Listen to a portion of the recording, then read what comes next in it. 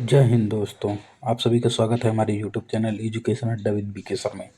आज हम लोग बात करेंगे ठोस कचरा प्रबंधन नियम 2026 के बारे में, जो कि अभी हाल ही में केंद्रीय पर्यावरण मंत्रालय द्वारा अधिसूचित किया गया था। तो आइए देख लेते हैं। ये जो अधिसूचना जारी की गई है, ये 2016 के जो पुराने नियम हैं उनमें कुछ बदलाव करेंगे, तो उसी से संबंधित है। तो ये नियम पर्यावरण संरक्षण अधिनियम 1986 के तहत जारी किया गया है और इसे 1 अप्रैल यानी कि आने वाले जो अप्रैल है 1 अप्रैल 2026 से इसको जो है पूरे देश में प्रभावी कर दिया जाएगा। तो आइए जान लेते हैं कि अब जो परिवर्तन किए गए उसमें क्या क्या परिवर्तन किए गए, उसमें क्या प्रावधान है। तो ठोस अपशिष्ट प्रबंधन नियम 2026 की मुख्य विशेषताओं की अगर हम बात करें तो इसमें 4 स्तरीय पृथक्करण किया गया है। यानी कि जो नए नियम है उनके तहत जो कचरा है उसको, जो कचरे के स्रोत यानी कि जहाँ से कचरा उत्पन्न होता है या जहाँ से निकलता है, वहीं पर उसको 4 श्रेणियों में बांट दिया जाता है। जैसे कि गीला कचरा के रूप में, सूखे कचरे के रूप में। तो जैसे गीले कचरे में क्या आता है, जैसे आप लोग जो रसोई में निकलने वाला कचरा होता है वो होता है, फल सब्जियां ये सब होते हैं, यानी कि जो रसोई वाले खाने पीने से संबंधित जो कचरे निकलते हैं उनको गीला कचरा। सूखा कचरे में प्लास्टिक हो गया, कागज़ हो गया, धातु हो गया, कांच हो गया, रबर हो गया, ये सब आते हैं प्लास्टिक कचरे में।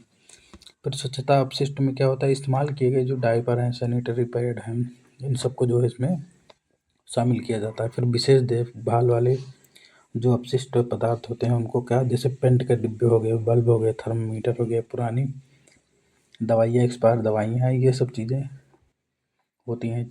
तो ये है 4 श्रेणियाँ, यानी गीला कचरा, सूखा कचरा, स्वच्छता अपशिष्ट जो निकलते हैं वो, फिर ऐसे जो पदार्थ, ऐसे अपशिष्ट पदार्थ जो देखभाल से संबंधित होते हैं। तो थोक अपशिष्ट उत्पादकों पर सख्त उत्तरदायित्व इसके तहत स्थापित किया गया है। किसके तहत? ये जो 2026 में जो नया नियम अधिसूचित किया जा रहा है उसके तहत। इसमें जो है, जो थोक अपशिष्ट उत्पादक हैं उनकी परिभाषा को स्पष्ट किया गया है। जैसे इसमें वे संस्थाएं शामिल हैं जिनका क्षेत्रफल 20,000 वर्ग मीटर में फैला हुआ है या उनसे अधिक है, और जो लगभग प्रतिदिन पर डे बेसिस पर 100 किलोग्राम से अधिक कचरा उत्पन्न करते हैं, उनको थोक अपशिष्ट उत्पादक कहा जाता है।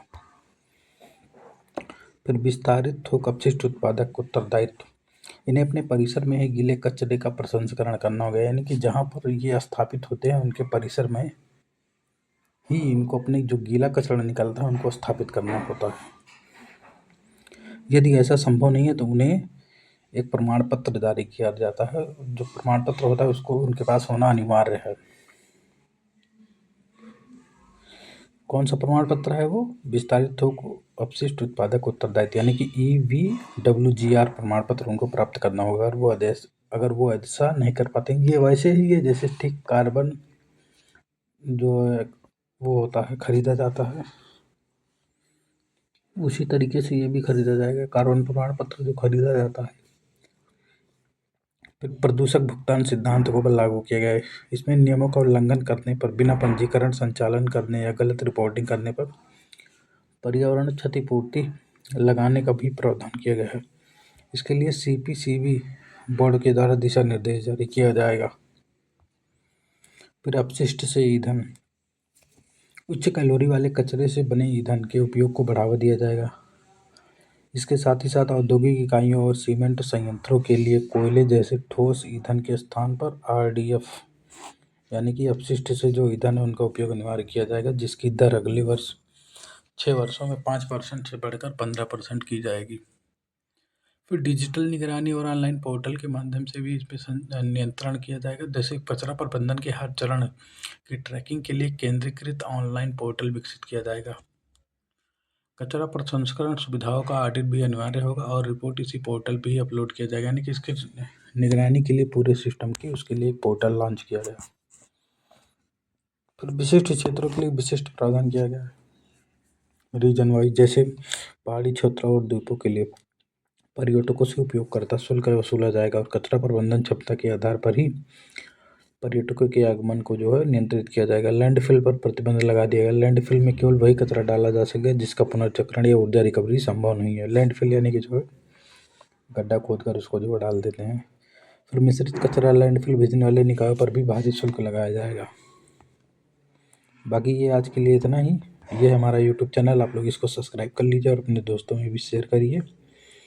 ये हमारा जो है टेलीग्राम का जो है QR कोड है, इससे आप लोग जुड़ सकते हैं। ये हमारा इंस्टाग्राम पेज है, इस पे भी आप लोग ज्वाइन कर लीजिए। टेलीग्राम चैनल पे ही आप लोगों को सारी अपडेट दिया जाता है और PDF भी प्राप्त की जाती है इस टाइम सारी क्लासेस की जितनी हम लेते हैं।